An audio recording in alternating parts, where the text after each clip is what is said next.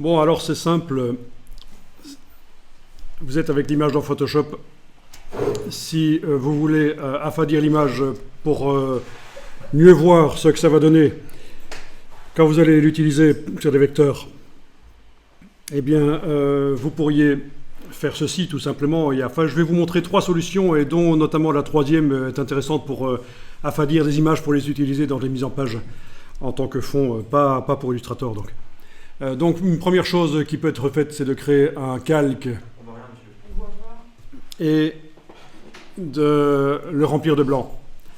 Donc vous avez cliqué sur l'icône pour faire un calque, vous avez fait un calque vide au-dessus du calque de la voiture.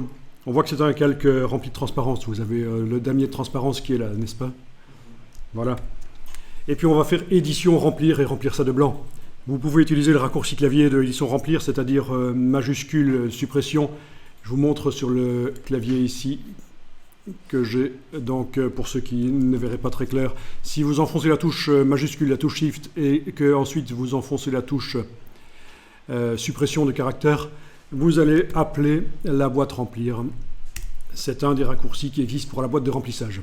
Édition remplir avec, il faut indiquer remplir avec blanc. Normal 100% et ne cochez pas conserver les zones transparentes, bien entendu, sinon ça ne marchera pas. Voilà. Et puis là, vous pouvez modifier l'opacité et voilà, vous affadissez.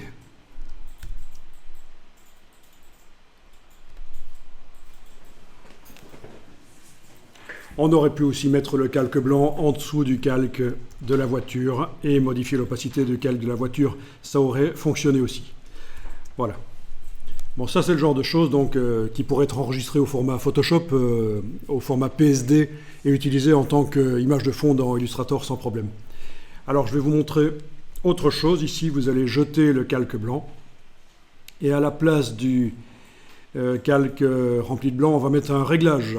Donc vous avez ici dans le bas de la palette des calques les réglages et un qui va être intéressant, c'est le réglage niveau. Voilà. Calque de réglage de type niveau. Donc ça vous ouvre un panneau propriété. En effet, si jamais vous le fermez par erreur, pour le récupérer, menu fenêtre propriété, ou alors vous double-cliquez sur la partie gauche ici du calque de réglage, c'est les propriétés. Et alors pour affadir l'image, voilà ce qui peut être fait. Et ça, c'est vraiment ce qui offre le plus de contrôle. C'est modifier l'intensité des tons moyens, déjà. Voilà. Vous avez ici ce qu'on appelle un histogramme, qui vous indique la quantité de pixels pour les différents niveaux de luminosité. Donc, c'est en rapport avec la barre des gris qu'on voit là en dessous. Hein. Voilà. Là, on voit qu'il y a quand même pas mal de pixels blancs dans cette image. C'est certainement les reflets. Et le ciel aussi, certainement. Puisqu'on a ici un pic ici qui indique une grande quantité de pixels très clairs, en fait. Et en bougeant l'indicateur ici, vous êtes en train de dire, tiens, le gris moyen, qu'est-ce qu'il devient? Je veux dire, c'est plutôt l'inverse, c'est plutôt, tiens, ce qui est gris, ce qui est foncé dans l'image va devenir moyen, si je fais ça. Et si je fais ça, c'est ce qui est plutôt clair dans l'image va devenir moyen. Ok, si je dis que ce qui est plutôt clair dans l'image devient moyen, ça assombrit, logique. Si je dis que ce qui est foncé dans l'image va devenir moyen, ça éclaircit, logique. Voilà. Donc vous comprenez un peu la logique là par rapport à l'histogramme. Voilà, en plus de ça, vous allez redéfinir l'intensité des tons les plus sombres parce que ça va participer à l'affadissement. C'est-à-dire en prenant en dessous ici, en prenant ceci et en le ramenant vers la gauche. Voilà. En jouant sur ces deux curseurs, vous arrivez vraiment à avoir un contrôle sur la manière dont l'image apparaît. Il s'agit donc de l'affadir, mais qu'elle ne soit pas trop foncée, quoi.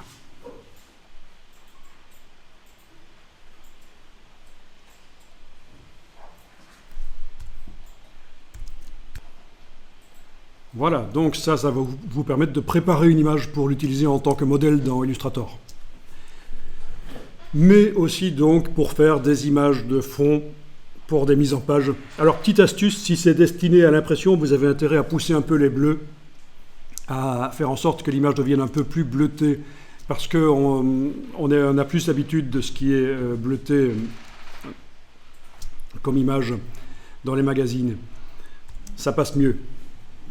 Donc, ce que vous pouvez faire, c'est, en plus d'avoir joué sur les deux curseurs ici, en plus de jouer sur les deux curseurs, vous pouvez aller ici sur la couche rouge, par exemple. Donc, rouge vers bleu, c'est les lumières rouge vers bleu de l'image RGB. Ça correspond, pour ceux qui réfléchissent en termes de pigments, les artistes, cyan, magenta, jaune. Cyan, magenta, jaune. Donc, si on veut modifier la quantité de cyan, on va aller sur le rouge et bouger le curseur ici, dans un sens ou l'autre. Vous voyez qu'on arrive à le faire un peu plus bleuté. Ça passera mieux pour un fond. Vraiment, vous avez un bon contrôle sur le résultat en faisant des choses comme ça. Voilà.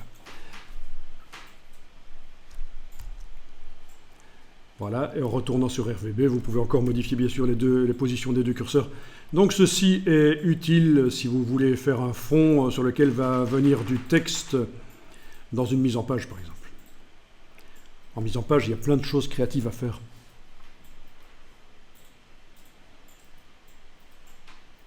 Et on y arrive malgré que, dans le cas de mon image, c'est très contrasté.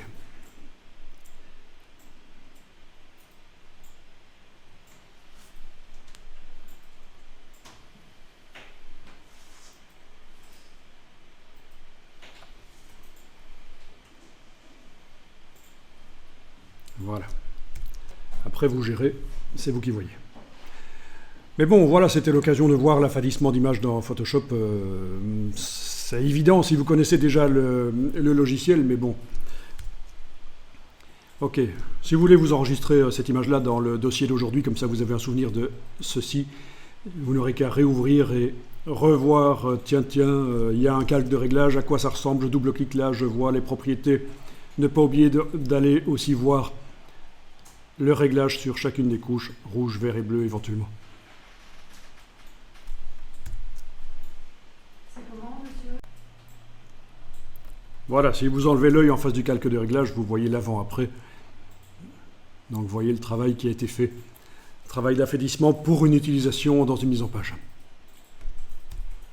Dans ce cas-ci, puisque je me suis soucié de rendre l'image un peu plus bleutée. Voilà, pour mettre du texte par-dessus, ça pourrait passer.